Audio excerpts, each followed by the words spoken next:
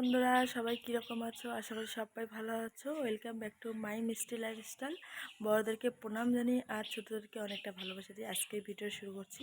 তো ঘুম থেকে উঠলাম, এখন বাজে 7:30 আর আমি এখন কাজ করব। তো চলো ভিডিওটার সাথে থেকো।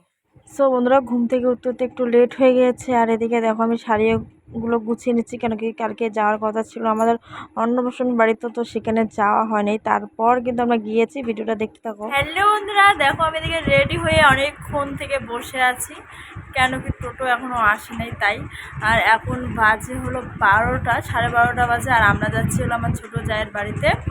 তো কালকে নিমন্ত্রণ ছিল, তো কালকে যেতে পারিনি, তো আজকেই যাচ্ছি। কেন কি কালকে অন্নপ্রাশন হয়েছিল, কালকে তো অনুষ্ঠান শেষ হয়ে গেছে, তাও আজকে আমরা যাচ্ছি বলছে আমার শাশুড়ি মা।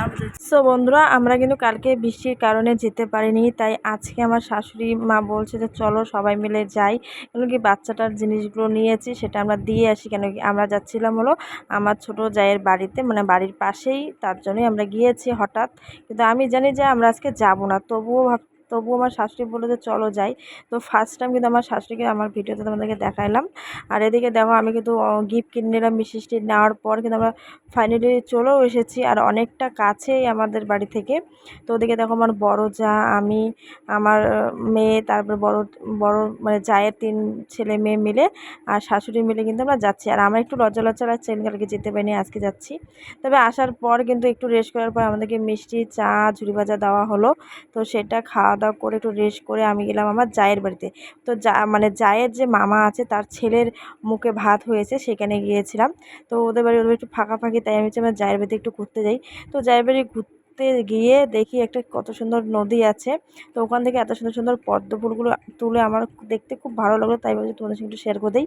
আর এদিকে দেখো একজন মাছ মারছিল, তো মাছগুলো দেখছিলাম, ভালো লাগছিলো তাই।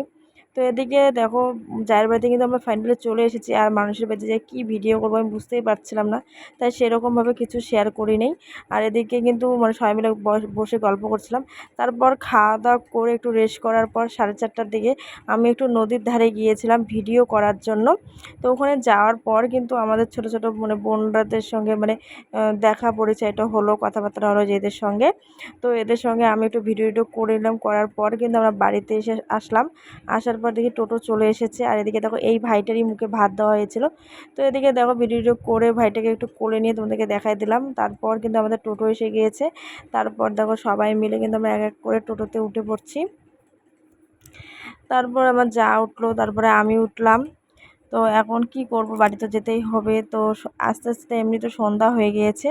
তো আমি ভাবছি কি ভিডিও করব কি ভিডিও করব না, তাই যেটাই করি না তোমাদের সঙ্গে শেয়ার করি। আর আমাদেরকে কিন্তু ছাড়তে অনেকজনই এসেছিল, মানে পাকা রাস্তা থেকে ওটা একটু দূরে। তো আমি সবাইকে টাটা দিয়ে দিলাম। আর তো দেখো আমাদের মানে সবাই মিলে আসছিল আমাদের পাকা রাস্তায়। তো সবাইকে টাটা জানিয়ে আমি চলে আসলাম বাড়িতে। বন্ধুরা দেখো এদিকে মেয়ের চোখটা কতটা ফুলে গেছে জানি না, পড়ে গিয়ে দেখো কতটা লাল হয়ে গেছে, ব্যথা হয়ে গেছে।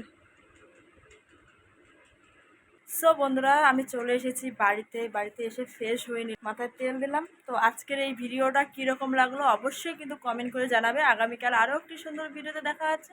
তো